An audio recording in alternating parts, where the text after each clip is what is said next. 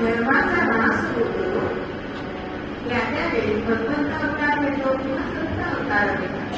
आणि समाजाची इष्टप्रियेची घडी आहे ही योग्य तऱ्हेने बसवतात. म्हणून तुकोबच एका अभंगामध्ये म्हणतात,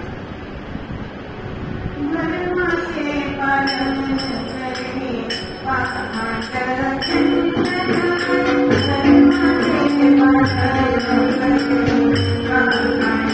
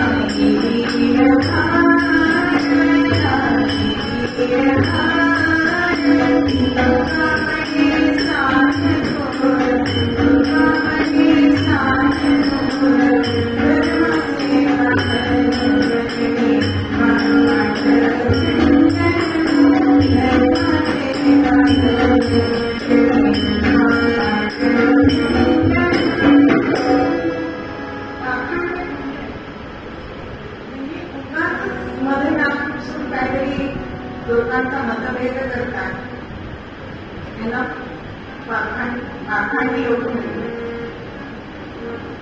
म्हणजे आखांड करायचंच नाही आणि दुसऱ्याला पण लोक द्यायचं.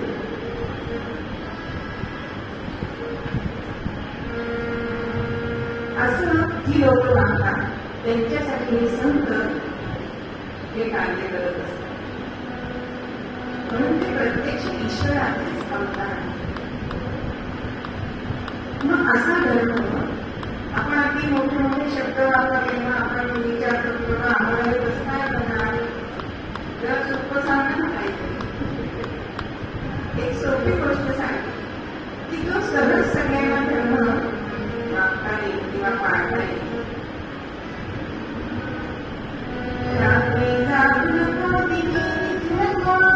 अत्यंत खाऊ नको, धर्म त्यागू नको, का बसू नको, उद्योग सोडू नको, धर्म वागू नको, पराक्षण नको, उन्मत्त होऊ नको, खोटे भाषण ते करुणी परवा, इहानी स्पर्श नको. भगवान भगवान कृष्णाय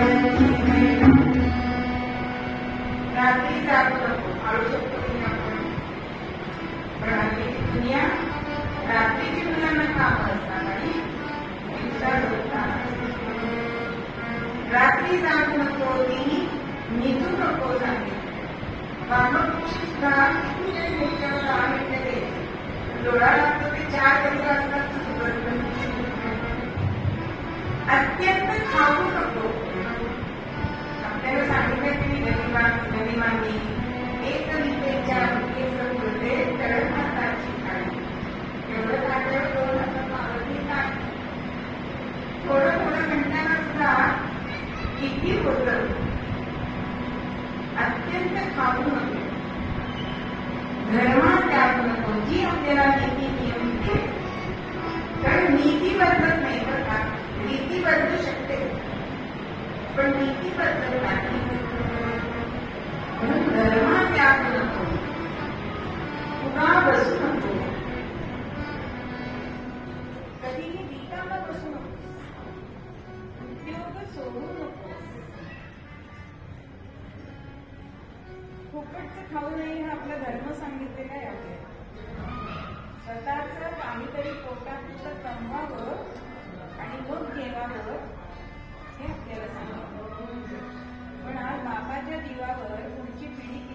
मामाने पण खूप कमवून ठेवलेलं असतं, पुन्हा पुन्हा त्याच मुद्द्यावर यावंसं वाटतं.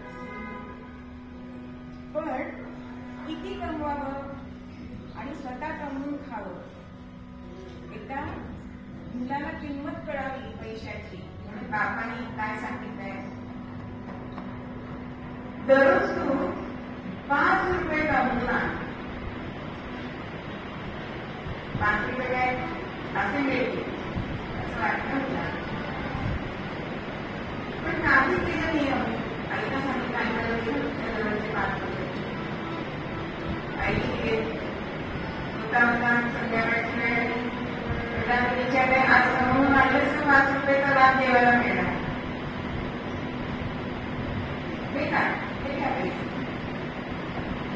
5 रुपयाचं नाणं घेतलं आणि वडिलांनी चुलीत फेकून दिलं. अहो याला काही वाटलं नाही. बाप समजला की हे ह्याने मिळवलेले पैसे होता होता महिना झाला. दररोज आईकडनं पैसे घ्यावे, संध्याकाळी वडिलांना द्यावे. पण एक दिवस आईने सांगितलं आता संपले बाबा माझ्या जवळचे पैसे. आईने हात वर केले. आता मात्र संध्याकाळी जेवण हवं असेल तर माझ्याकडे मिळवायला पाहिजे. आणि मग बाहेर गेले ते काम मिळायचं विचारले आणि शेवटी एका हाताने ओढण्याचं काम केलंय. अहो घाम वाढलाय आणि तेव्हा ती मजुरी संध्याकाळी 5 रुपये मिळाली. इतक्याप्रमाणे वडिलांनी तिच्याकडे आज मिळवलेच का 5 रुपये, दिले 5 रुपये. वडिलांनी नेहमीप्रमाणे चुलीमध्ये टाकले. पण आज काय झालं, चुलीमध्ये हात घातलाय व पैशाचं नाणं काढलं. वडिलांनी ओळखलंय आज स्वतःची कष्टाची कमाई आहे, त्याला किती घाम वाढलाय हे त्याला माहिती आहे, म्हणून ते 5 रुपये काढतोय. म्हणून उद्योग सोडून कामाला राहायचं नाही. जरी आपल्या मुलांनी आपल्याला सांगितलं निवांत बसा, तरी आपण काम करायचं नाही. गर्व मागू नको.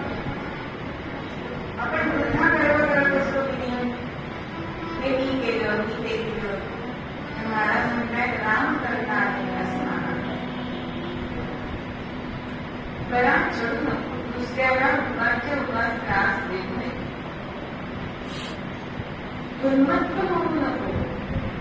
पूर्वी आपण गरीब होतो, पण आज आपल्याकडे लक्ष्मी आहे म्हणून वाढण्यासारखा पैसा खर्च करायचा नाहीये. त्याचा योग्य तो विनियोग झाला पाहिजे, नाहीतर तुम्ही उन्मत्त झालाय असं समजलं झालं.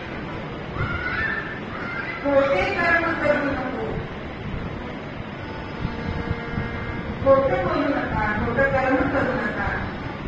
खोट्या कर्माची वाट मुदत घ्या. परधना केव्हाही स्पर्श नको. हा लहानपणापासून आपल्याला घरात मिळालेला. म्हणजे आमच्या इथे एक मारुतीचं देऊळ होतं आणि नंतर कोणाचा तरी एखादा पैसा पडला तर आपल्याला वाटायचं की चला आईकडे नेलं, आई म्हणायची त्या मारुतीच्याकडे ठेवली. असे संस्कार होते आपले. आणि ह्याच संस्कारात वाढलेली एक सती नावाची काम आहे. ती नेहमीप्रमाणे घरामध्ये कामात येते आणि ती मारुती होती. तिला आज रस्त्याने जाताना एक सोन्याचं कानात मिळालं. कारण एक सरळ एका आणि सरळ खोटं सुद्धा ते म्हणून स्वतःकडे जाऊन बघून आली. ते खरंच सोन्याचं होतं. आणि आज सतूच्या डोळ्यामध्ये मात्र पाणी होतं. तिने विचारलं काय झालं सतू, आज तुझे डोळे रडलेले का दिसत आहेत? तेव्हा ती म्हणजे कॉलेजमध्ये फी भरायला नाही आणि मुलीचं शिक्षण थांबेल असं वाटतंय, तुम्ही मला थोडे पैसे द्या का? तेव्हा मी मार्केट काय म्हणते, अगं हे तुम्हाला आता सोन्याचं कानात मिळालं ते कुठे, ही वर्षाची फी सहज भेटली नाही. सगळं म्हणते नको नको, कोणाचं तरी कानात राहते, पैपई करून जमवतं माणूस, त्याची हार मानायला पाहिजे. परधना केव्हाही स्पर्श. तुम्हीच मला पैसे द्या ना असं म्हणेपर्यंत ती सखू म्हणते, अमुताई ते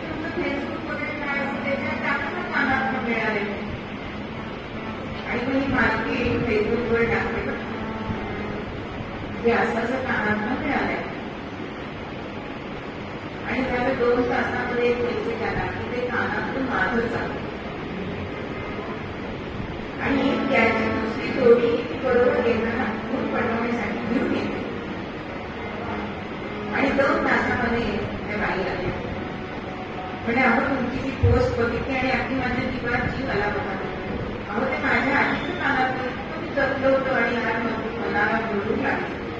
पण तुमचा मेसेज वाचला आणि बरं वाटलं. तेव्हा ही माणसं म्हणते की हे मला तिची कल्पना आहे पण फेसबुकवर टाकायची असं ती पण श्रेय देते. त्यामुळे मी तुम्हाला काय केली एवढी माझी अमूल्य ठेवा तुम्ही मला परत दिलाय. नाव वगैरे विचारते म्हणजे माझं ललिता कांबळे असणार. आता नाव ऐकल्यानंतर त्या मालकीला असं वाटतं कुठेतरी आपण हे नाव ऐकलंय. मग ती म्हणते त्यामुळे तुमची परवा पेपरामध्ये मुलाखत आली होती का? तुम्ही त्या कॉलेजच्या प्रिन्सिपलला होता? हो म्हणे प्रिन्सिपल आहे मी. मग ती म्हणते की तुम्ही बक्षीसच द्यायचं असेल ना तर हिच्यामध्ये तुम्हाला नामांक मिळालं आहे तर हिच्या मुलींनी तुम्ही फी माफ करू शकता का? त्या म्हणतात नाही. अहो फीज म्हणजे वर्षभराच्या त्याचा गणवेश पुस्तकं सगळं तिला मोफत द्यायची. म्हणजे बरोबर स्पर्श केला नाही तर त्याचा लाभ किती झाला बघा. म्हणून बरोबर केव्हाही स्पर्श नको. जर कोणी त्याचा मालिक असेल तर देवापुढे ठेवा असं आपल्या धर्माने सांगितलं. आणि मग धर्मावर अशी श्रद्धा ठेवली त्याचा विचार कोण करतो? भगवंत करतो. आपल्याला या प्रदूषणामध्ये कळलं या ठिकाणी त्या ललिता कांबळे तिथे उभ्या राहिल्या. अशी धर्मावरती श्रद्धा ठेवली दयाचा भाग भगवंत. अशा कितीतरी गोष्टी आपल्याला जर नजर उभी ठेवली तर आपल्याला समाजामध्ये दिसतात. मग आपण त्यांना म्हणजे अगदी देवासारखा आपण देवच त्या रूपात आलेला असतो. लक्ष्मणराव किर्लोस्करांची कथा आहे की नांगर करण्याचं कारखाना टाकायचंय त्याच्यासाठी हिदायतनं अर्थ मागवले त्याचा अभ्यास केलाय. सगळी कुंकी त्याच्यामध्ये घातलीये आणि 6 नांगर तयार केले. खूप त्याच्यासाठी कष्ट घेतले आणि दुकान नाही म्हणून रस्त्यावर नांगर विकण्यासाठी उभे राहिले. पण एकही शेतकरी घेईना. अहो एका फुकट वापरून तरी बघा असं म्हटलं तरी कोणी घेईल. दररोज यावं नांगर ठेवावे सगळ्यांना विनंती करावी की नांगर वापरून तरी बघा. आणि ही गोष्ट एक ग्रस्त बनत होती. 8-10 दिवस त्यांची ती चळवळ बघितली आणि त्या माणसांनी त्यांच्याजवळ गेले आणि 2000 रुपये त्यांच्या पुढे दिले. तर त्या काळात ते 2000 झाले. त्यामुळे मी तुमची तळमळ बघतोय. तुमची जी निष्ठा आहे तुमच्या कामाबद्दल हे ठेवा तुमच्याकडे तुमच्या कामी. आणि पुढे 4 दिवसांनीच ते 6 नांगर बेळगावच्या एका ग्रस्तांनी विकत घेतले. पुढे त्यांना 35 नांगरांची ऑर्डर पण आली. म्हणजे त्यानंतर लक्ष्मणरावांनी कधी मागे वळून बघितलंच नाही. म्हणजे दयाचा विचार देव करी तर देव कोणाच्या रूपात आला? ते 2000 रुपये देणारे ग्रस्त होते. त्यांचं नाव होतं रामभाऊ केंद्रे. असं आपण कोणाला तरी मदत करू शकतो. त्यांच्यासाठी आपण देव बनू शकतो. आता 10वी-12वीचे रिझल्ट लागले त्यांच्या पंखांना बळ द्यावा बऱ्याच गोष्टी बातम्या येतात. एखाद्या पंखाला आपण बळ देऊ शकतो की एवढं आपल्याला भगवंताने दिले नाही. म्हणून तयाचा विचार देव कर्म तरी हाते फलाची हास. सगळ्यांना तिथे श्लोक माहिती आपण म्हणतो पिता कर्मण्येवाधिकार असते महापुरेशी प्रधान. पण होतं का मग आपल्या हातून असं? अहो स्वयंपाक केला ना तरी नवऱ्याने चांगलं म्हणावं असं वाटतं की किंवा आपण सगळं जीवन सासरच्यांचं करण्यामध्ये घालवतो. आपल्या मनात इच्छा असते चांगलं म्हणावं ते नाही तर नाही पण केलेलं तरी पण आपण एवढी तरी आपली अपेक्षा असते. पण अशी अपेक्षा सुद्धा भगवंत म्हणजे करायचं नाही.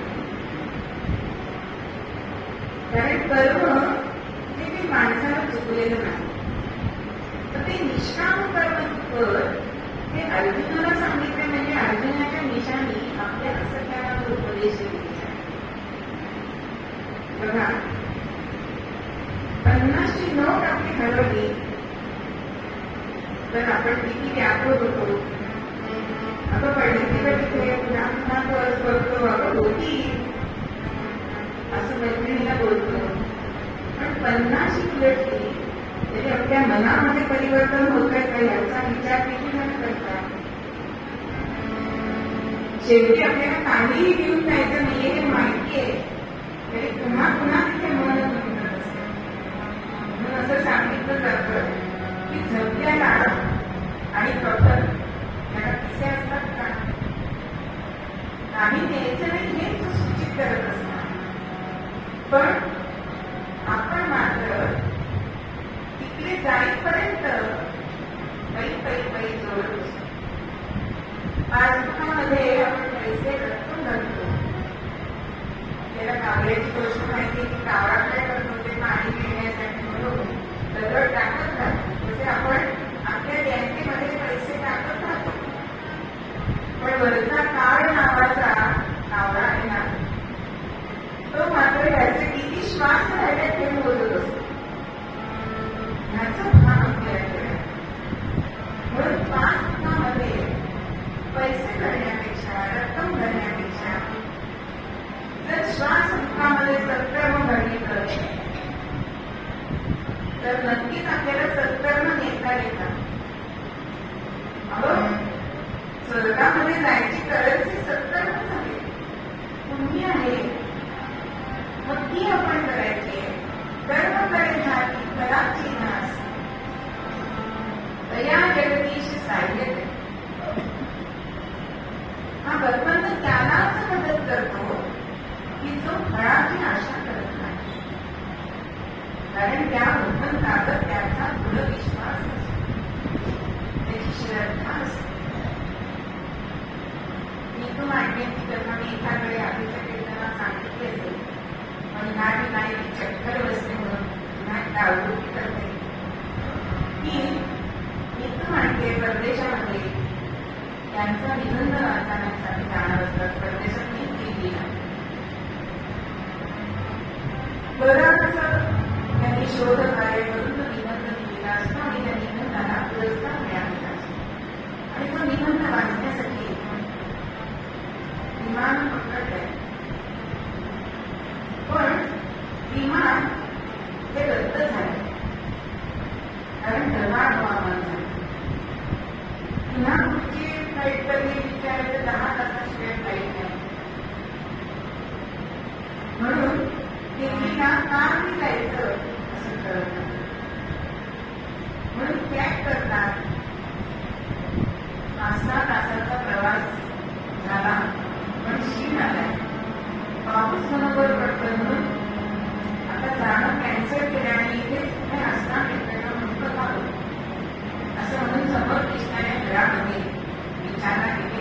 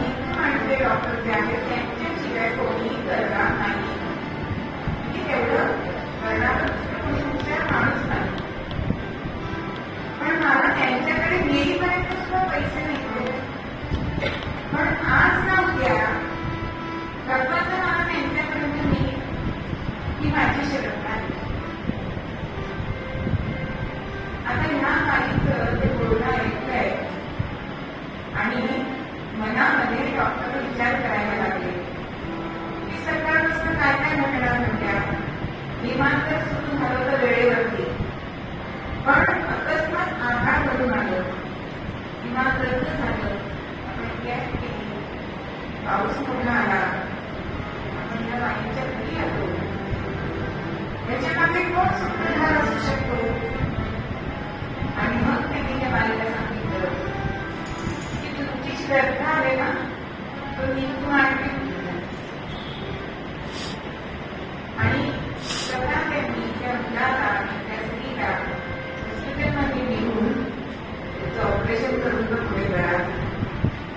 पण नास्तिक असणारे डॉक्टर आज मोठा श्रद्धेचा साठा बरोबर होता. म्हणजे त्या बाईच्या श्रद्धेने काय केलं गेलं. म्हणून आपण फक्त श्रद्धा ठेवायची.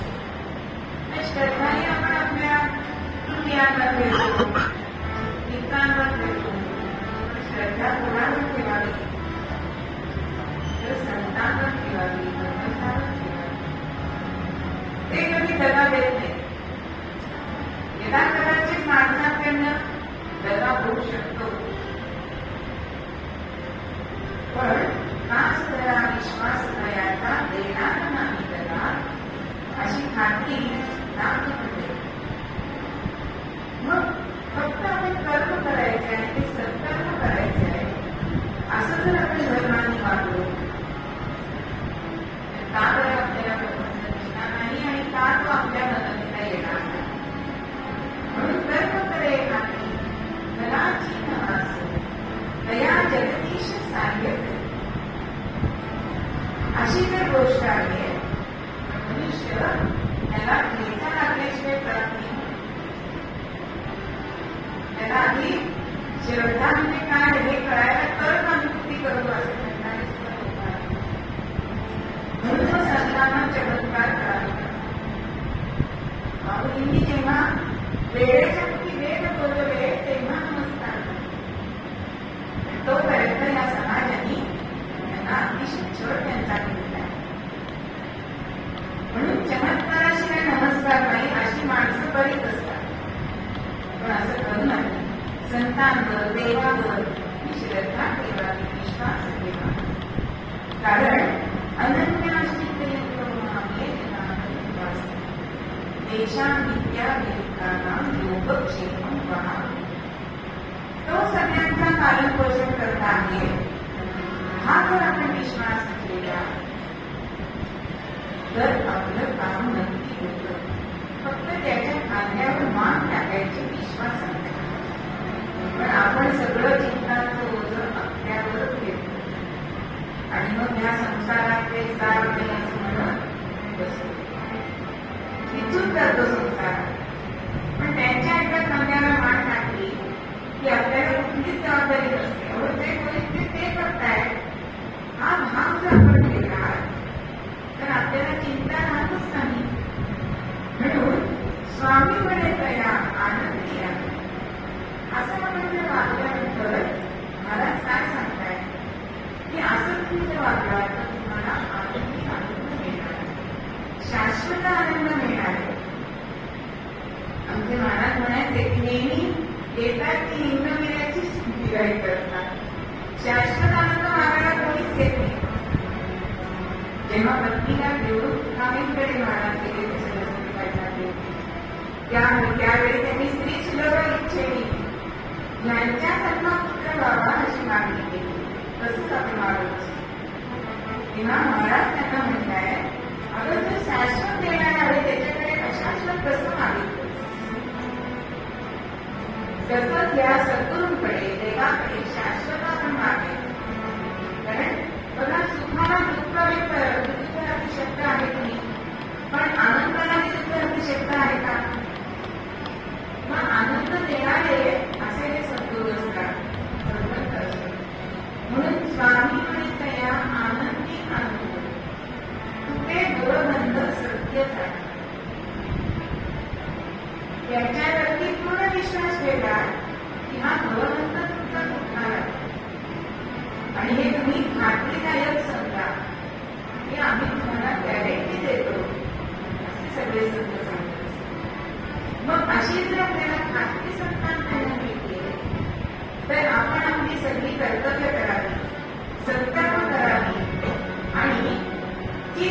करतो त्याची फळ आपल्याला त्याची इच्छा आपण करायची. म्हणजे बघा, एखादा विद्यार्थी परीक्षेमध्ये चांगले मार्क मिळाले म्हणून अभ्यास करतो, म्हणजे आशा आहे फळाची. पण तो आनंद जास्त टिकतो का? ऍडमिशन टाइम मिळाला की तो आनंद जातो. पण असं म्हटलं तर चुकीचं ठरणार नाही की त्यांनी अभ्यास करावा, बाकी सगळं त्याच्यावर सोपवावं. आणि ते जर सोपवलं तरच तो खरा शिकलाय असं त्याचा अर्थ आहे. फक्त मार्ग मिळवण्यासाठी ते ज्ञान देऊच नाही, तर अनुभवाचं दाखलं आपल्याला कसं मिळेल हे जर शिकण्यासाठी आपल्याला जर आपण शिक्षण घेतलं किंवा कुठेही कर्म केलं तर ते कर्म त्याचं फळ कशी नका होईना पण मिळतं म्हणजे आपली बाळा महाराज मूळ तत्त्वामध्ये आपल्याला हे सांगतायत.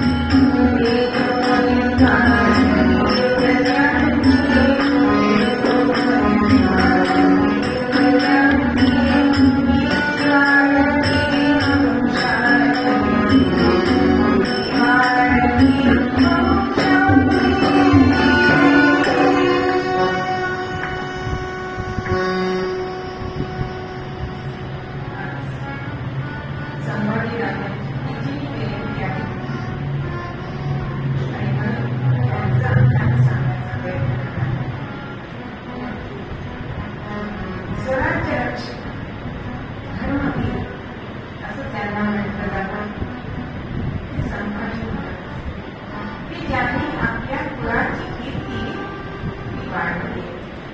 कशामुळे? तेजोमय अशी त्यांनी त्यांची कारकिर्द केली.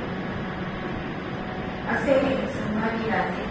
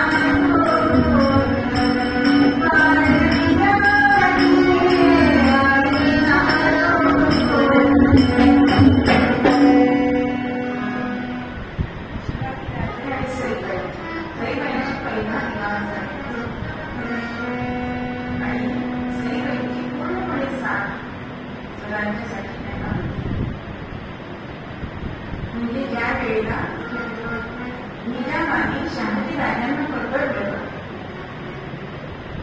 आणि असं झालं की स्वराज्य आपलं सौभाग्य आहे असा तेव्हा पेच पडला.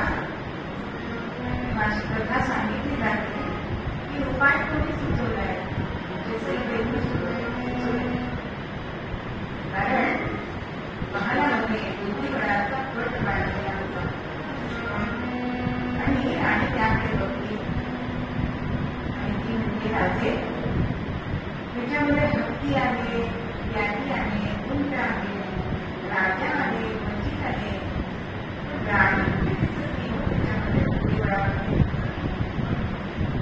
राजे असताय आणि म्हणताय आहे का राणी कुठे आहे? ती राजाच्या मनात आहे असं राजे म्हणताय. आणि ती एक चाल करते, बुद्धिबळाची चाल करते. महाराज असा डाव टाकावा असा म्हणजे आम्ही समजतो ना शत्रूचा शत्रुत्व आपला मित्र हा कालमंत्र सैनिक राजांना दिला. आणि जेव्हा औरंगजेबाला भाग मिळवणी करणार असं कळल्यानंतर शहाजी राजांची निजामाने सुटका दोन्ही वाचल्या, स्वराज्य वाचल्या आणि सौभाग्य वाचले. अशा म्हणजे या सैनिक राजांचा अत्यंत त्यांच्यावर प्रेम आणि त्यांना जो अपत्य झालं ते म्हणजे संभाजी राजे. शिवाजी राजांच्या मोठ्या भावाचं नाव संभाजी होतं आणि तेच पुन्हा त्या मुलाला केलं. ज्येष्ठ शुद्ध द्वादशीला बुलंद किल्ल्यावरती त्यांचा जन्म झाला आणि मुलाचं हातामध्ये वारस केलं.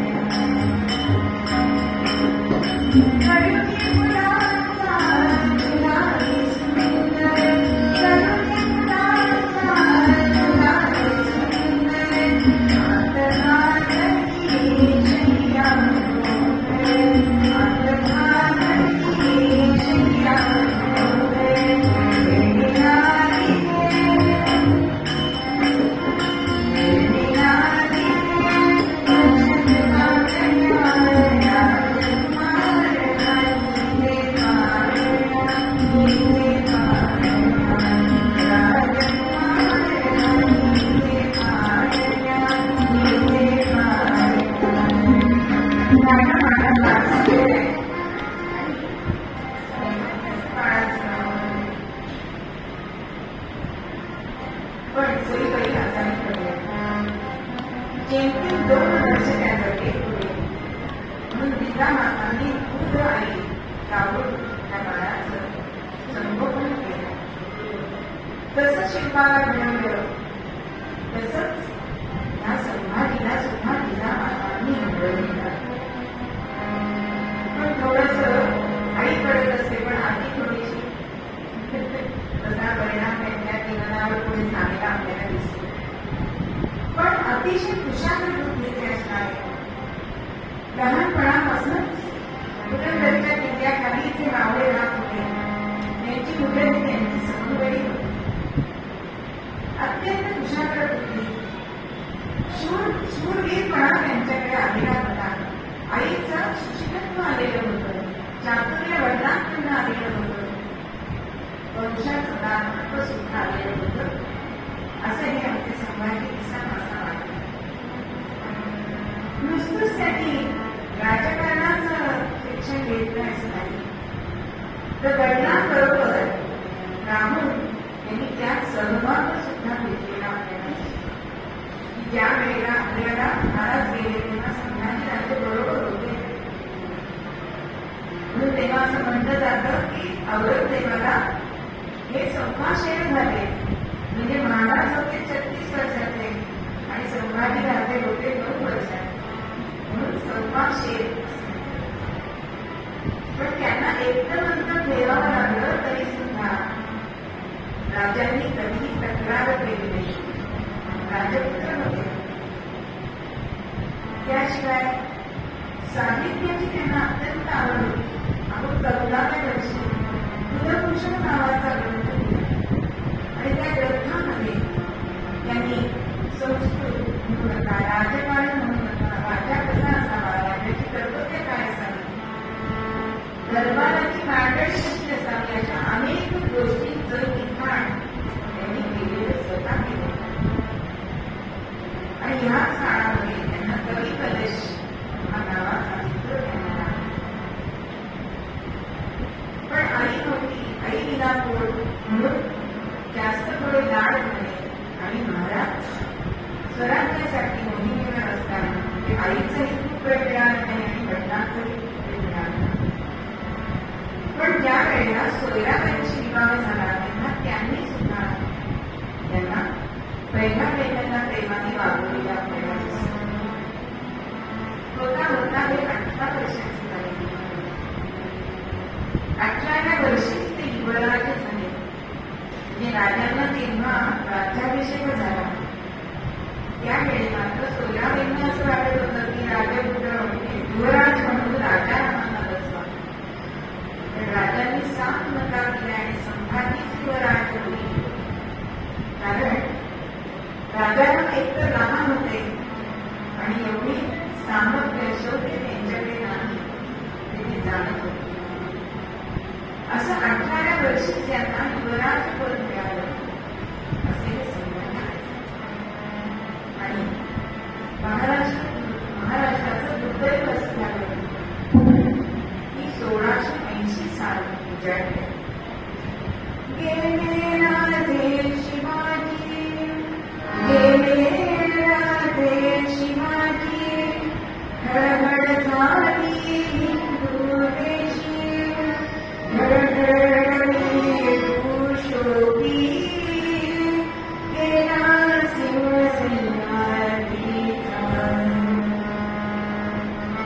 शिवाजी राजांचं निधन झालंय. सगळे घर हिंदू माता शोकाकुल झाले. राजा नाही तर दिशाहीन व्हायला झालाय. सह्याद्री म्हणतोय की माझा सिंह आणि लहानपणीच म्हणजे 23व्या वर्षीच राज्याची जबाबदारी आमच्या शत्रुपाळावर. पण संकटांना तोंड देऊन ते उभे नुसते राहिले नाही. पाय रोवून तर पाय रोवून त्यांनी झेप सुद्धा घेतली. या काळामध्ये त्यांनी समर्थांना घडवलं होतं की राज्याभिषेक करायला. आणि समर्थ म्हणाले, माझा शिवबा गेला, आता मी सज्जन करू शकता. म्हणून 4 उपदेशाच्या गोष्टी म्हणून तत्वरूपाने उपदेश केला. त्यांनी काय सांगितलंय? सकल सुखाचा त्याग करावा तो योग्य योग, राज्य साधनाची राज्यावर बसण्यात सकल सुखाचा त्याग करायचा. ह्याच्यासाठी अनेक तुम्ही जण मिळवा, त्यांच्या मनामध्ये राज्याचं बीज टाका.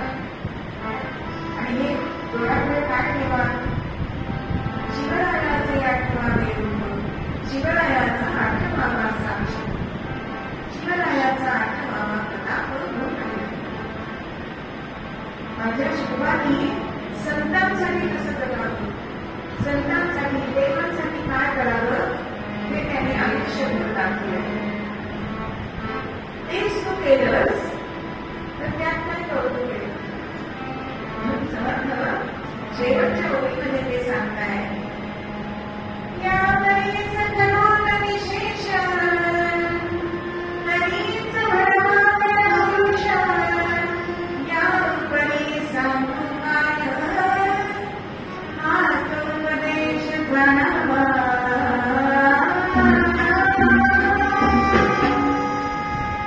माझ्या शिल्पासारखा वागला असं कौतुक होईल, पण तुझं असं वेगळेपण तुला असं करायचं असेल तर तुला त्यांच्यापेक्षा काहीतरी विशेष करून दाखवायला लागेल.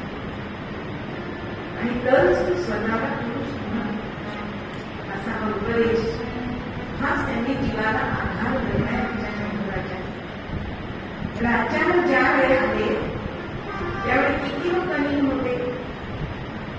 5 पादशाह होत्या. त्याशिवाय इंग्रज, डच, पोर्तुगीज असे होते. दशमस्थानी औरंगजेब होता. आणि त्या घर म्हणून का काय घरचे तुम्ही होते ते वेगळेच. पण तरी सुद्धा राजांनी इतकी बहुमती दाखवली आहे. 9 वर्ष असा राज्यकारभार केलाय. 9 वर्षामध्ये 120 युद्ध केली. एकाही युद्धामध्ये पराजय त्यांना मिळालेला नाही. इतकं शौर्य त्यांनी दाखवलं. पण हे करताना नवरात्रच त्यांचं होतं जीवनात.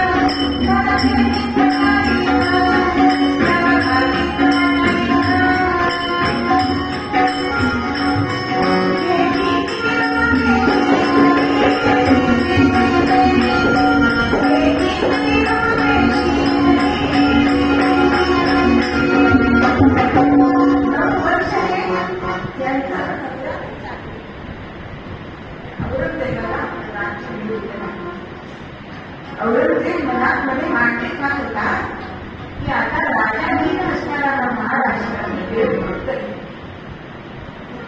पण राजांनी शंभूराजांनी त्यांना ते होऊन दिलं नाही. म्हणजे शेवटी असं सांगितलं जातं की औरंगजेबाने शपथ घेतलीये की संभाजींना जिवंत पकडल्याशिवाय मी डोक्यावर फेटा बांधणार नाही. मग राजांनी काय केलं हो? अहो त्यांनी पहिलं आरमान सुधारलं. राजांचं आरमान होतच, पण मुंबई ते कोकण ह्याच्यामध्ये एकही ठाणं आपलं नव्हतं. म्हणून त्यांनी आता जे 1 मिनिटा वेळ आहे ना, हे त्यावेळी अरबस्थानाकडे होतं. म्हणून एक माणूस आपल्याकडे पाठवलाय, अरबस्थानाकडून ते विकत घेतलाय, ते आरमार सज्ज केलाय, 3 वर्षाचा तनखा सैनिकांना दिलाय, सांगितलंय की इथून कोणी सिद्धी आला, इंद्र झाले तर माझी वाट न बघता शत्रूला पाण्यात बुडवून टाक. त्यानंतर सगळ्या सैनिकांशी बोलताना एकदा त्यांनी सांगितलं की आपली फौज कमी आहे, ते 7 लाख नाही आणि आपण खूप कमी होत आणि 1000 सैन्य आहे. तर काय करायचं? गड शक्यतो आपण लढवायचा, शेवटपर्यंत प्राणपणाने लढवायचं आहे. पण गडावरची सामुग्री संपली, काय करायचं? शरणागती पत्करायची. सैनिक म्हणला, महाराज असं कसं करायचं? तेव्हा ते म्हणला, आपण शरणागती पत्करायची किती मोठी मोठी, हा गणिती काम आहे.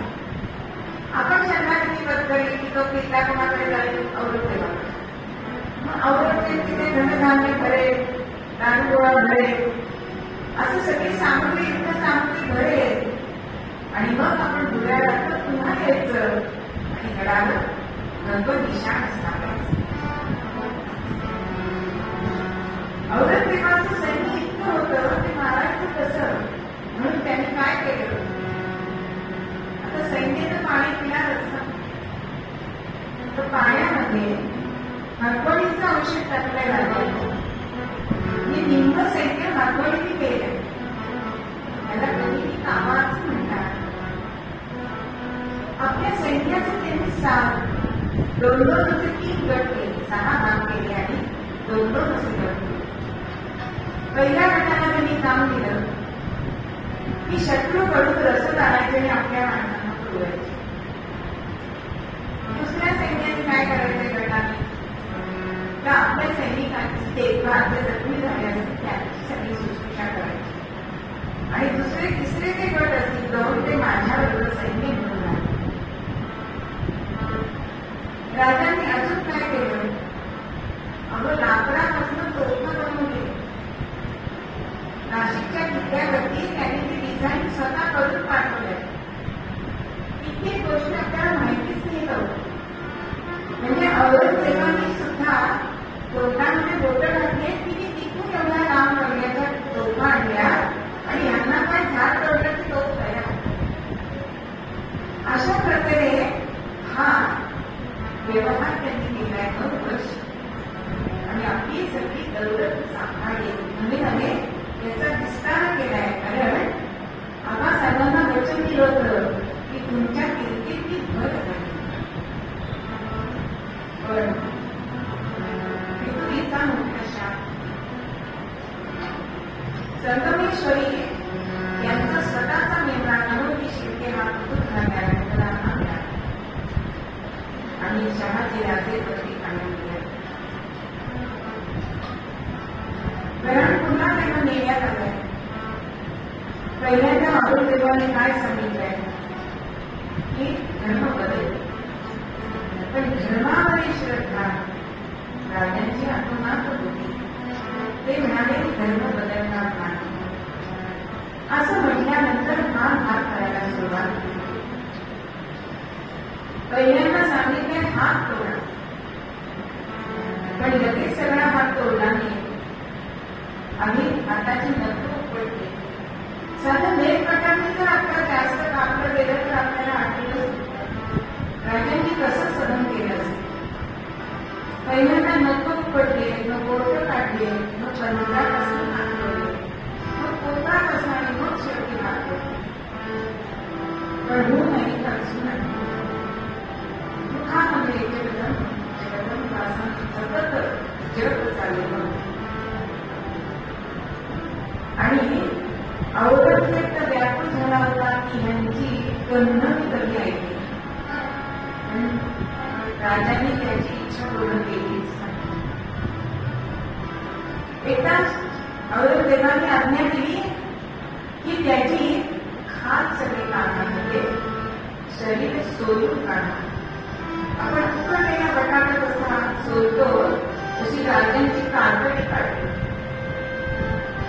एकदा सांगितलं जवान खींच लो, जप करतो काय तो, आणि लोखंडी आकडा केलेला आणतोय आणि जीव उसळून काढतो.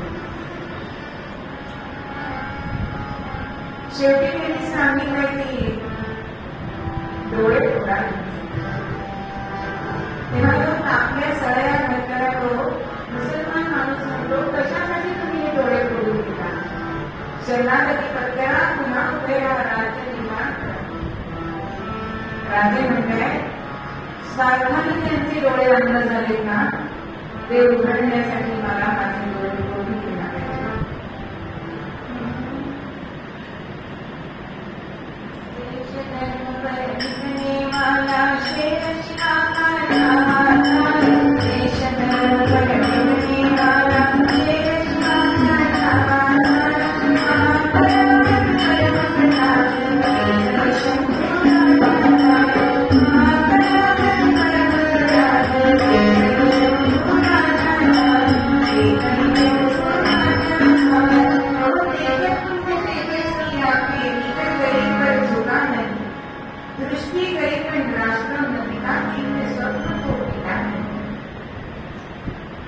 आणि शेवटी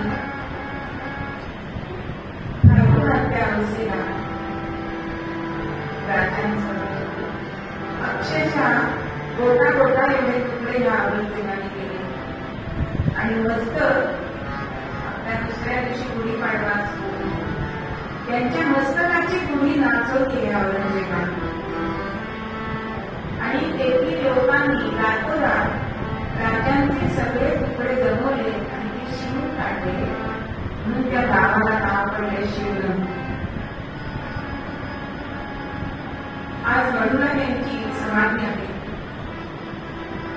पण धर्मवीर असणारे आपल्या धर्मासाठी आपला प्राण बलिदान करणारे म्हणजे शिवाजी राजांनी देशासाठी जगावं कसं असं शिकवलं आपल्या आचरणातून, तर आमच्या शंभू राजांनी देशासाठी मरावं कसं याचा दर्शन. आजही आपल्या नौदलाचं विमान तिथे त्यांच्या पुण्यतिथीला येतं आणि पुष्पवृष्टी तिथे होती.